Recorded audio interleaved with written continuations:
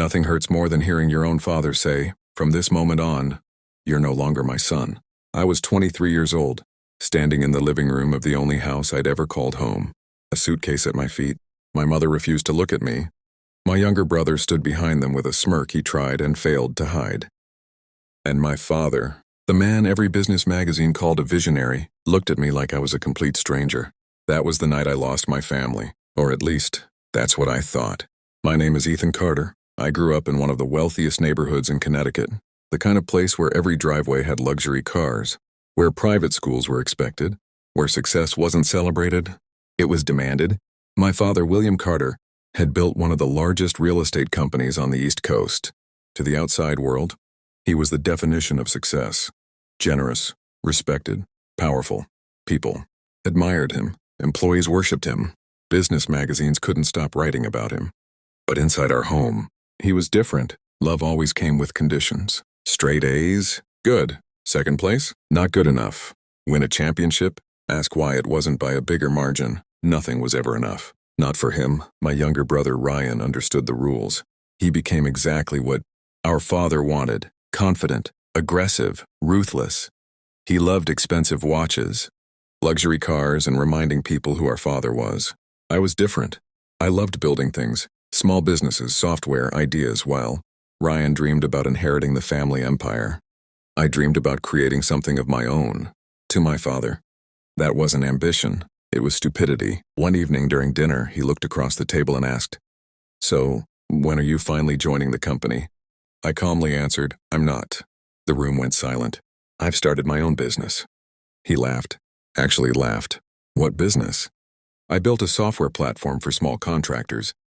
Ryan nearly choked on his drink. "For contractors?" He looked at me like I'd announced I was becoming a street musician. Father leaned back in his chair. "How much have you made?" I told him the truth. "Not much yet." Another laugh. "Ladies and gentlemen," he raised his wine glass. My son turned down. A multi-million-dollar future to chase a fantasy. Even my mother smiled awkwardly. Not because she agreed, because disagreeing with my father had consequences. Over the next year, my startup struggled. I worked 18-hour days, lived in a tiny apartment, ate instant noodles more often than I'd like to admit. Sometimes I questioned everything. Maybe father was right. Maybe I'd made a mistake. Then one Friday afternoon, I received an email. Our first major client, a regional construction company, wanted to license my software. It wasn't millions, but it was enough. Enough to pay my bills. Enough to prove the business could survive.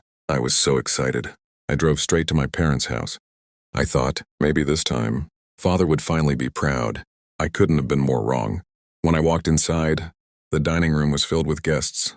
Business partners, investors, city officials. Father was hosting one of his famous dinner parties. He looked annoyed the moment he saw me. "Ethan, this isn't a good time. I just wanted to tell you something." He sighed loudly. "What?" "I signed my first major client." For a split second, I smiled, waiting for him to say, "Congratulations." Instead, he asked, "How much?" I told him. His expression didn't change. "That's adorable." Several guests laughed politely. I felt my face burn. Then he said something I'll never forget. "That's what one of my interns makes in 2 months." More laughter. I looked around the room. Nobody defended me. Nobody. I quietly replied, "It's a start." Father nodded slowly. "No, it's proof. Proof that some people are born to build empires, and others are born to chase small dreams." Ryan laughed the loudest. I left without saying another word. That night, something inside me changed. I stopped trying to earn my father's approval. I decided if I ever became successful, it would be because of my own name, not his. 2 years passed. My company slowly grew. Not overnight, not magically, client by client, contract by contract. Every dollar was earned. Every victory came with sacrifice. Then one morning, everything changed. A Fortune 500 construction firm contacted us. They wanted a nationwide contract. It was the opportunity I'd spent years chasing. The meeting went perfectly. As I walked out of their headquarters, my phone rang. It was my mother. She almost never called. "Ethan," her voice was shaking. "Your father wants to see you." I hesitated. "Why?" Long silence. Then she whispered, "Please just come home." Something about her voice felt different. Not angry, not cold, afraid. I had no idea. Walking through that front door again would end with me losing my family forever. I hadn't stepped inside that house in almost 2 years. Nothing had changed. The marble floor still shined. The crystal chandelier still hung above the staircase. The walls were still covered with expensive paintings. From the outside, it looked like the perfect family home. But the moment I walked in, I felt the same coldness I'd spent years trying to escape. My mother met me at the door. She looked older, tired. Her smile disappeared almost as quickly as it appeared. "He's waiting in his office." I nodded. Neither of us hugged. We didn't know how anymore. My father's office had always been his kingdom. Dark wood shelves, leather furniture, awards covering every wall. Everything about the room screamed power. He didn't stand when I entered. He simply pointed to the chair across from him. "I heard your little company is growing." "No congratulations. No warmth, just another test. It's doing well." He folded his hands. "I'll make this simple. I'm giving you one last opportunity." I stayed quiet. "Shut down your business. Join Carter Holdings. I'll make you vice president." For a moment, it sounded generous. Then he added, "But the company stays under family control." Family control, which really meant his control. I looked him in the eyes. "No." His expression hardened immediately. "No, I built my company myself. I'm not giving it up." The room fell silent. He slowly stood, walked to the window, then spoke without turning around. "If you walk away today, don't ever come back asking for this family's help." I answered calmly, "I never have." He turned toward me. His face was filled with disappointment. "No, it ends today." He opened a drawer, pulled out a folder. Inside were several documents. "I've already updated my estate. Everything goes to Ryan." The words didn't hurt as much as I expected. Maybe because deep down, I'd already accepted them. Then came the sentence that changed everything. "You are no longer part of this family." My mother gasped. "Dad." Ryan stood in the doorway, smiling. He'd been listening the entire time. Father signed the last page, placed the pen down, and said the words I'll never forget. "From this moment on, I have only one son." Picked up my jacket, looked at my mother one last time. She had tears in her eyes, but she never spoke. She never stopped. Sometimes silence hurts more than cruel words. I walked to the front door. Before leaving, I turned around. "I hope one day you realize what you're giving up." Ryan laughed. "We're not the ones losing anything." I closed the door behind me, and that was the last time I saw my family. For years, life became strangely peaceful after that. No more impossible expectations. No more comparisons. No more trying to impress people who had already decided I wasn't enough. I poured everything into my company. 18-hour workdays became normal. Weekends disappeared. Failures became lessons. Little by little, the business grew. 5 employees, then 20, then 60. Within 4 years, we were serving clients across the country. For the first time in my life, success actually felt earned. One afternoon, my assistant rushed into my office. "Ethan, you need to see this." She handed me a business magazine. On the cover, my father's face. The headline read, "Carter Holdings Under Investigation." I frowned. The article described financial problems. Massive debt, failed commercial projects, banks refusing additional loans, lawsuits from investors. I couldn't believe it. The empire my father had spent 30 years building was beginning to crack. I closed the magazine. Part of me felt sorry for him. Another part remembered every insult, every humiliation, every time he'd made me feel worthless. Months passed. News kept getting worse. More lawsuits, more layoffs, more headlines. Then one rainy evening, as I finished work, my receptionist called upstairs. "Ethan, there's someone here asking for you. I don't think they have an appointment." "Who is it?" She hesitated, then quietly answered, "Your mother." Everything inside me froze. 5 years. 5 years without a single phone call, without a birthday message, without a Christmas card. And now, she was sitting in my lobby, alone. I walked downstairs. She looked nothing like I remembered. Her elegant clothes had been replaced by a simple coat. Dark circles surrounded her eyes. She looked exhausted. The moment she saw me, she stood up. For a few seconds, neither of us spoke. Then, she whispered the words I never thought I'd hear. "Ethan, we need your help." For a moment, I honestly thought I'd imagined it. "We need your help." Those words didn't make sense coming from the woman who had watched me walk out of my childhood home without saying a single word. I looked at my mother. 5 years ago, she had worn designer dresses and diamond necklaces. Now she looked like she hadn't slept in weeks. I took a slow breath. What happened? Tears filled her eyes almost instantly. It's your father, he's lost everything. I invited her into my office. She looked around at the glass walls, the awards, the employees walking confidently through the halls. Finally, she smiled. I'm proud of you. The words hit me harder than I expected, because they had come 5 years too late. I quietly replied, I wish you'd said that before. She lowered her eyes. I know. She explained everything. Carter Holdings had borrowed billions to expand too quickly. Ryan had convinced my father to make risky investments, luxury developments, high-end resorts, commercial towers. When the market slowed, everything collapsed. Banks demanded repayment. Investors sued. Projects stopped halfway through construction. Employees lost their jobs. Within months, the Carter empire was drowning in debt. Then came the sentence that surprised me most. Ryan left. I frowned. What do you mean? He transferred millions into offshore accounts and disappeared. I stared at her. The son father chose abandoned him? She nodded. 3 simple words. He's gone. A strange feeling settled over me. Not satisfaction, not happiness, just silence. The man who had called Ryan, the perfect son, had been betrayed by the very person he trusted most. Life has a cruel sense of irony. My mother reached into her purse. She placed an old photograph on my desk. It was our family, taken when I was 10 years old. Before success became more important than love, she whispered, Your father has cancer.